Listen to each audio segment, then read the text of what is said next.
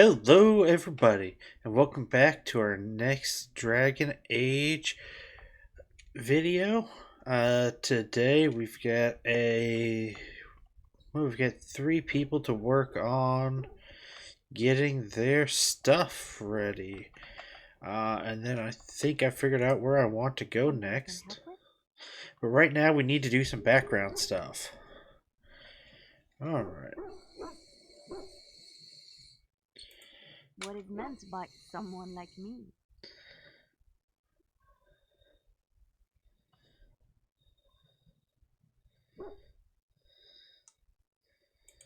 Did you think I was always a cloistered sister?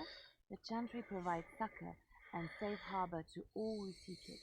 I chose to stay and become a friend. We affirm our belief in the Maker, in Andraste and the Chance, but other than that, there are no vows taken. All right. We are I working was a traveling minstrel in Orlais. towards Tales and songs were unlocking the my life. Bard I class. performed, and they rewarded me with applause and coin. And my skill in battle? Well, you pick up different skills when you travel, yes? Yes, of course. Let's move on. Okay. I was just thinking about what happened to the elves, and I'm reminded of a song sung to me many years ago. It was when my mother died, and this wise elven woman comforted me and told me that we shouldn't fear death or hate it. Death is just another beginning. One day, we must all shed our earthly bodies to allow our spirits to fly free. It's a beautiful sentiment, I think, one that brings peace and hope to the grieving.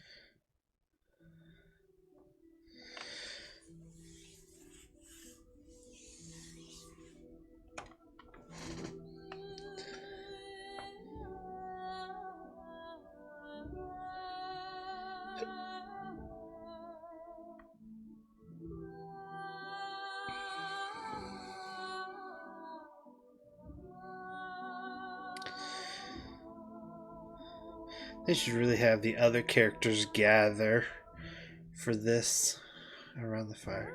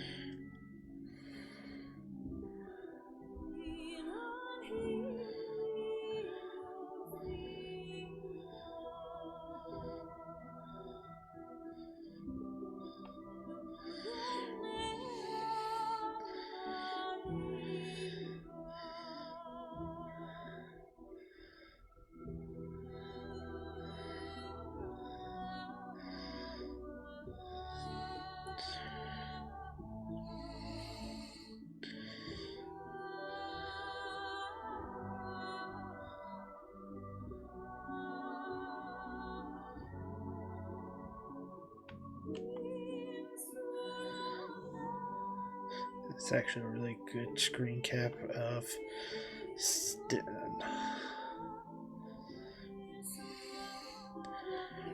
I didn't think about it at the start of the song, but this was the perfect chance to get screenshots of characters.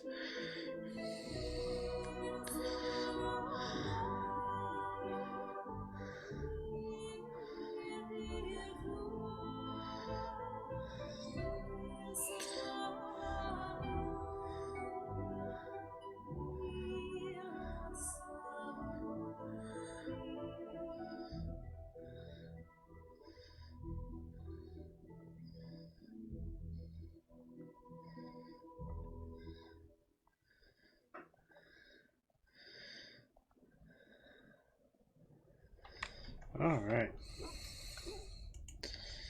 Something I can help with? Yes? What's on your mind?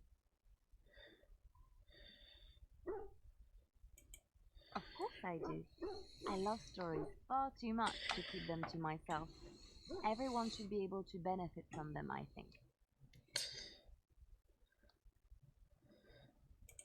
I know one, told to me by my mother a long time ago. It always chilled me to the bone. Maybe you have heard of Flemeth? Are you sure? Was she the Flemeth of legend? Flemeth, the devourer of men? Flemeth, mother of witches? Flemeth, demon-touched, who dwells in the mist? Well, based on what we know about her mother, probably. Ferelden mothers scare their daughters with talk of Flemeth.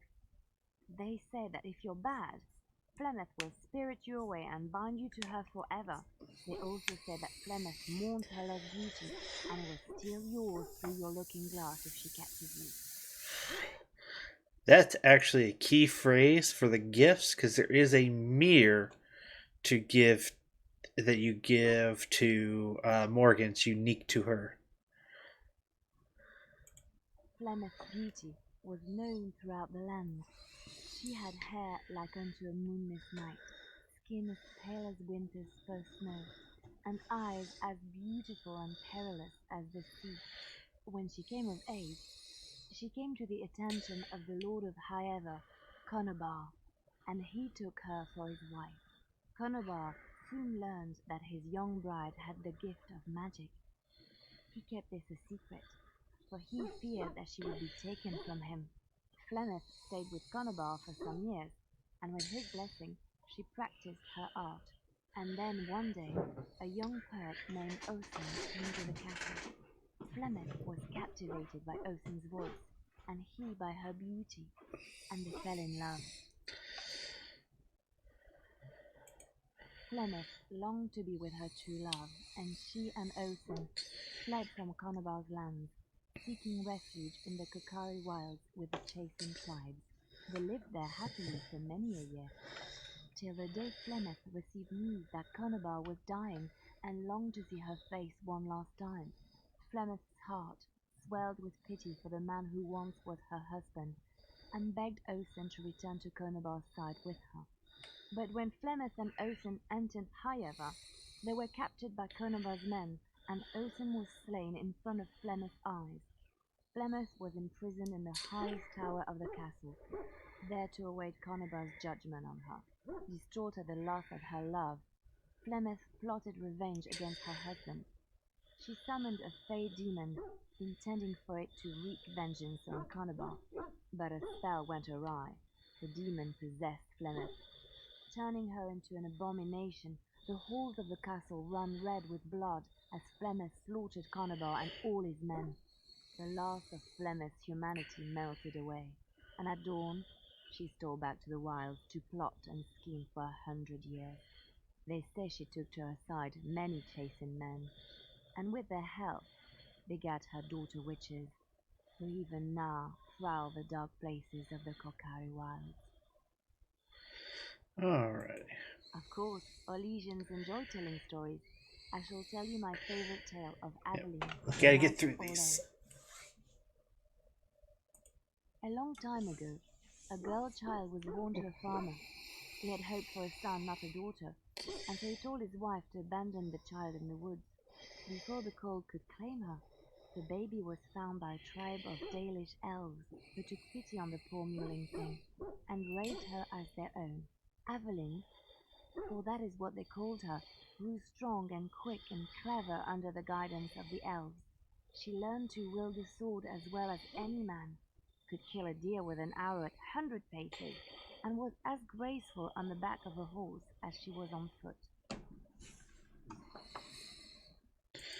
Aveline's Dalish guardians saw that she could easily best any Orlesian chevalier in battle, and wanted to show the cruel humans the child they had left to die. They bestowed upon her a fine horse and armor, and sent her to prove herself to her people in the grand tourney. Now in those days, no woman was allowed to take up arms, let alone compete in the grand tourney, but Aveline kept her helmet on and was not discovered. Aveline won many events and gained the approval of the adoring crowd. Eventually, she came face to face with the knight Kaleva in the grand melee. Aveline had already bested him in the joust, and Keleva was determined not to lose a second time. Out of desperation to regain his honor, Keleva tripped Aveline and tossed her to the ground, ripping off her helmet as he did so. Silence fell upon the arena as Aveline was revealed. Keleva declared the previous competitions invalid. A woman had taken part, and this was not allowed. But the crowd cheered for Aveline. Keleva was furious, for he had lost to a woman and was now being shamed. Blinded by his rage, he forced Aveline to her knees. "Know your place, woman," cried he, and slit her throat. The son of the king, Prince Freyon, was present. He recognized Aveline's skill and bravery and began to see the injustice done to the women in his land. When he was made king, he rewrote the laws of Orlais so that women could also become chevalier.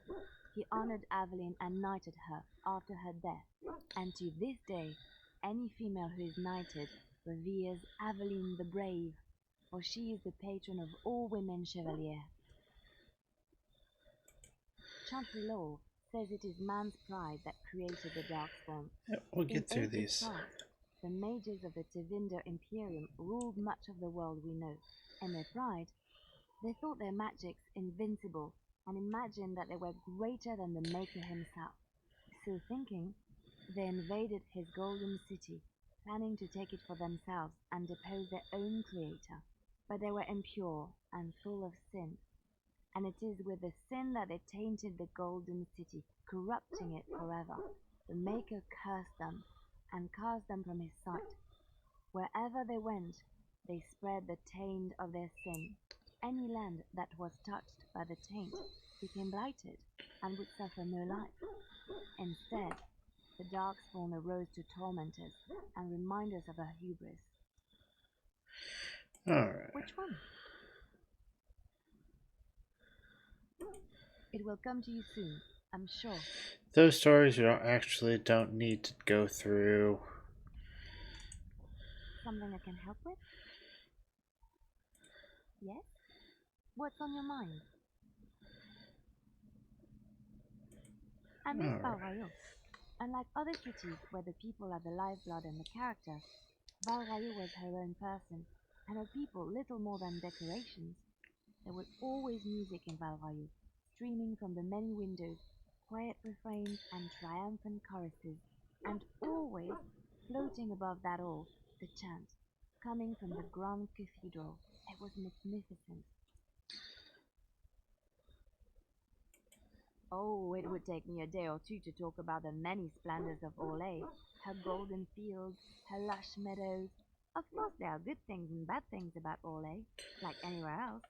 Sometimes I miss it dearly, and sometimes I'm glad I'm rid of it. And you will laugh at this, but I miss the fine things I had in Orlais. Dresses, fine dresses and furs, and shoes, of course. One can't mingle with nobility with bad shoes, you see. Orlais is very fashionable, almost ridiculously so. The shoes. Living with those ridiculous trends was worth it for the shoes. Well, they're shoes. They're pretty. Some of them anyway. When I left Orlais, the fashion was shoes with delicate tapered heels and embellishments on the front. A ribbon, perhaps, or embroidery. In soft colors, of course. It was spring. I wouldn't want to run in it, or have to enter battle, but for lounging in a lady's sitting room, perfect. The shoes made in Orlais were exquisite. Not at all like these clunky fur-lined leather boots you have in Ferelden. Ugh, just look at them. Thank you. It's kind of you to say so, even wearing these mud-covered horrors. They're sturdy shoes, but sometimes a girl just wants to have pretty feet. Oh, I could talk about shoes all day, but we have things to do, don't we? Something I can help with? Yes? What's on your mind? Alrighty. Where did you hear this?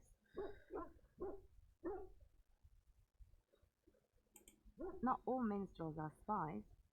Most are just singers and storytellers, but some of them are what we call bards. Many use the two words minstrel and bard interchangeably, but to do so in Orlais would cause misunderstanding. Bards are minstrels and more, spies as you say. Some say there is a bard order, but I don't think this is true. Many bards work alone or in small groups, doing the bidding of a patron who pays for their services. If there is an organization behind it all, no one knows who they are. Nobles mostly. In Orlais, there is much rivalry amongst the highborn. They fight over land, influence, and the favor of the empress. But they cannot do this openly because it is impolite. And in public, they wear smiling faces and pretend to be civil. In secret, they plot and scheme to destroy each other. It is a game completely meaningless to anyone but its players.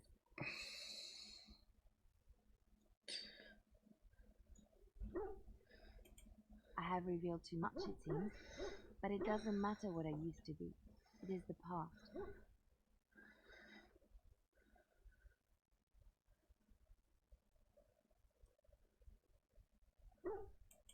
I found myself in Ferelden and sheltered from bad weather in the Chantry.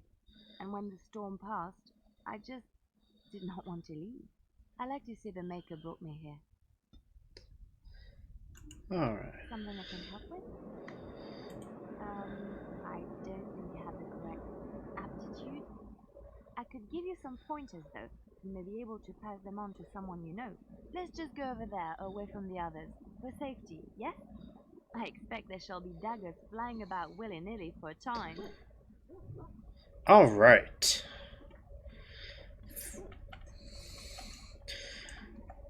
And if I check her character, she's getting high enough that we might start triggering some of her events. What's on your mind?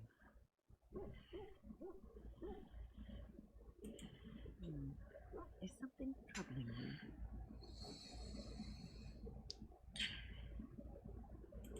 No one said it would be easy. You are one of the 2 surviving Grey Wardens in Ferelden. You defend all of us, and much rests on your shoulders.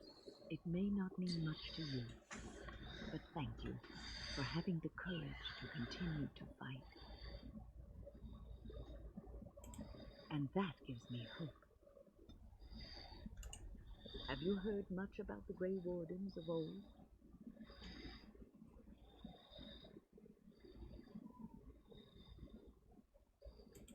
It was said that watching the wardens ride in on their white griffins was enough to rouse a weary heart and put the dance back in the step of an old man. The Grey Wardens were powerful, feared and respected, but they also inspired the common people. I remember a tale that was told to me many years ago. The Blight had ravaged the land for months, and the armies of the great kings had amassed for one last stand. As the sun burst through the clouds that boiled and churned in the dark sky above, it illuminated a vast, seething horde of darkspawn, with the archdemon at its head. And it was then, when courage seemed to fail, and all lost to death and despair, that the Grey Wardens came. They arrived with the beating of wings like mighty war drums and stood before the armies of men. The Grey Wardens, grim and fearless, marched forth, ever between the men and the encroaching darkspawn. They formed a shield of their own bodies and held that line until the archdemon was dead, and the last darkspawn lay trampled in the dirt. And then, demanding neither reward nor recognition for their sacrifice, the Grey Wardens departed. When the clouds finally rolled back, and the sun shone full upon the blighted ground, the great kings knew that they had lost no men, and none of their blood had been spilled. This is a tale about no battle the Grey Wardens have fought, and yet about them all. They have always defended us from the Darkspawn, taking losses so we do not have to. People may have forgotten over the centuries, but nothing has changed. This knowledge has been blessing and burden to Grey Warden's past, and now it shall be your blessing and your burden. Okay, not what I'd actually intended to talk to you about. I have always had an affinity for the spirits of the Fade. As a child, I never feared my dreams because I knew they were there. I could sense the demons, too, and their presence frightened me. It was the kindly spirits of the Fade that took the fear from me. I've always been able to feel the spirits, even if I never saw them. And as I nurtured my talent in the circle, I became more sensitive. I began to notice every time I was in the Fade, whether it was in a dream or in magical practice, that I was being watched.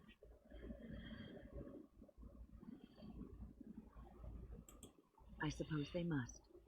It is these benevolent spirits that create our dream worlds in the Fade. Sometimes I would see it, a glowing, nebulous form. Most times I would just feel its presence, gentle, comforting, but somehow alien. I think it is a spirit of faith. They have never been seen before, and perhaps I am wrong, but something tells me I'm not. It always felt like the same entity. This one spirit was curious about me, and was guarding me, for want of a better word. There were times when I was in the Fade that it seemed to stretch forth to shield me, keeping me safe, and I think it gave me strength in my most terrible battles, Ostagar being one of them.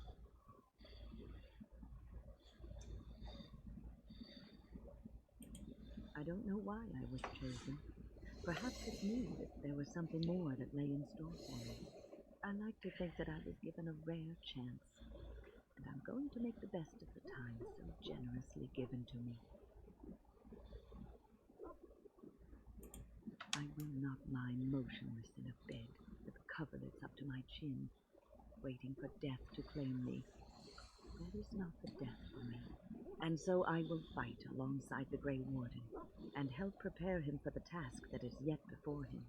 So you had better listen to me, because I swear, if I should fall before the end and you don't seem to be doing things properly, I'll get up again to give you a good finger wagging. You know, I think you'll be all right, even without my help. All right. What's on your mind? No, you won't.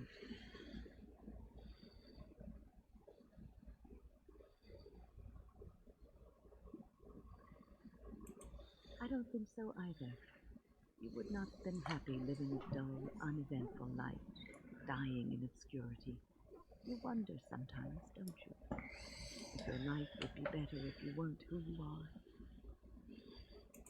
When I was a young woman in the tower, I came to the realization that the circle would be my life, and I would know no other. Family, love, a simple life. These were things that others took for granted, that I would never have. It made me very moody. All I could think of was being trapped in that tower, with no way out and no end in sight. I started hating my life and myself, and one night I found myself in the tower's chapel. We're building to something here in her story. Maybe answers.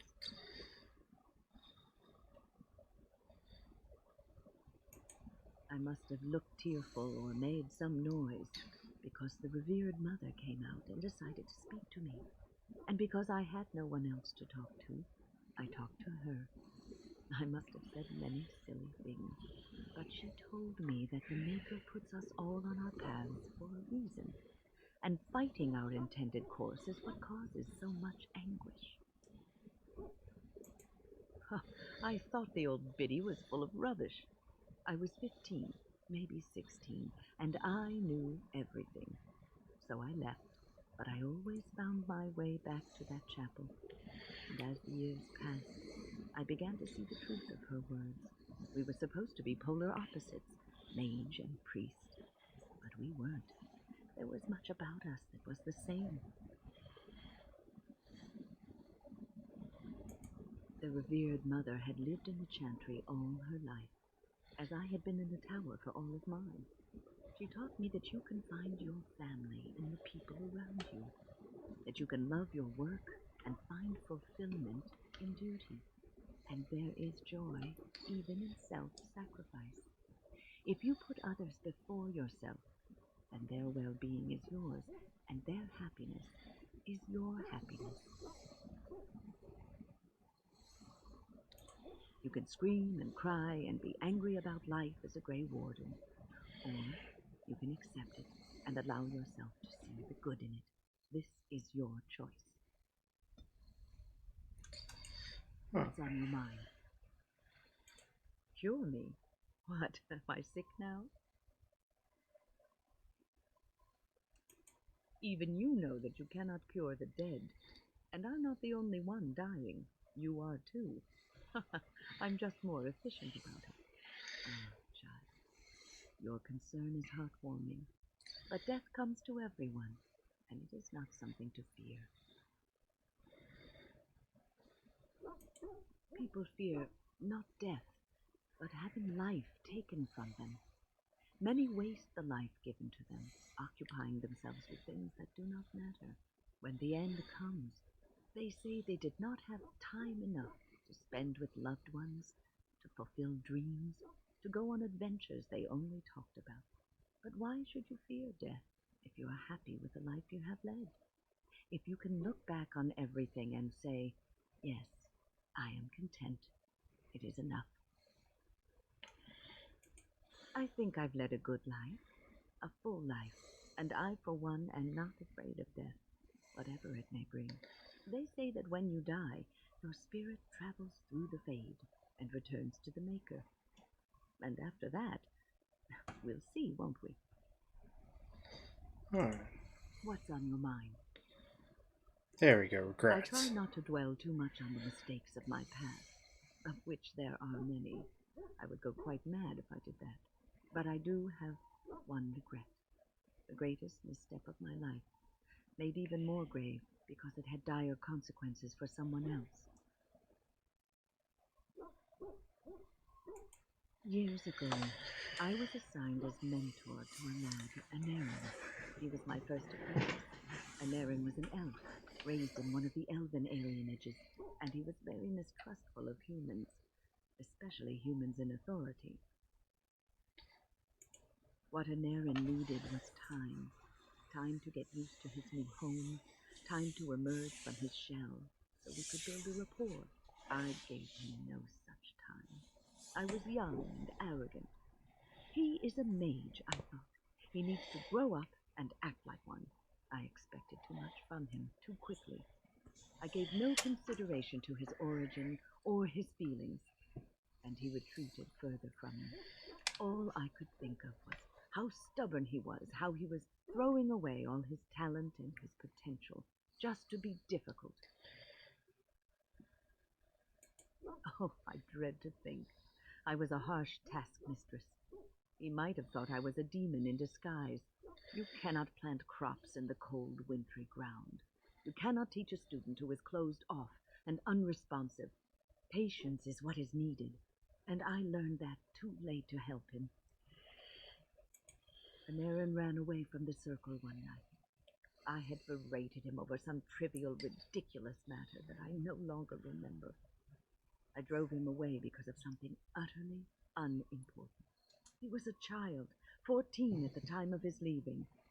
They had his phylactery, and they hunted him down.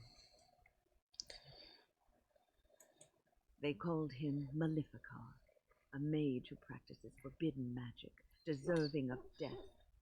He was a child, misunderstood and lost. I begged the Templars to tell me if he suffered, if they gave him a quick death. I got no answer from them. I was his mentor, and they wouldn't even tell me what became of him.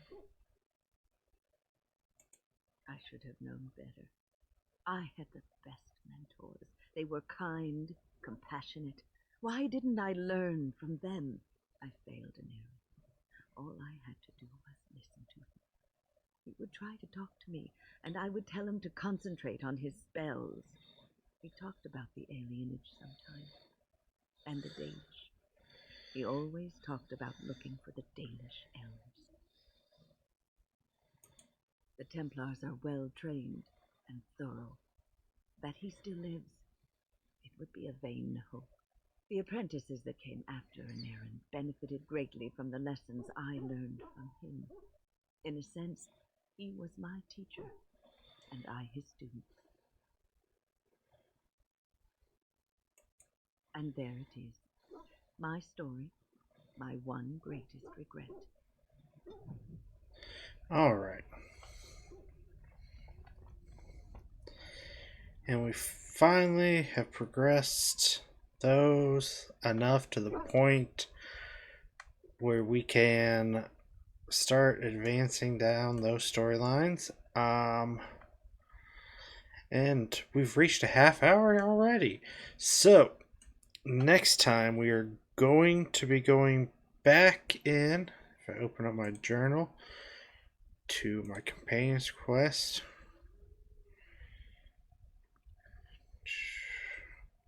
I now have Wynn's quest.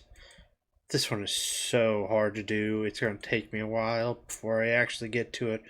But I have Wynn's, and so I will be going back in to... Oh, that's the wrong one. This one. I will be going back into the forest to do it, and then I think I'm going to head over here to Schuler's Pass for the next video. Remember to hit that like and subscribe button, and I will see everyone again on Wednesday.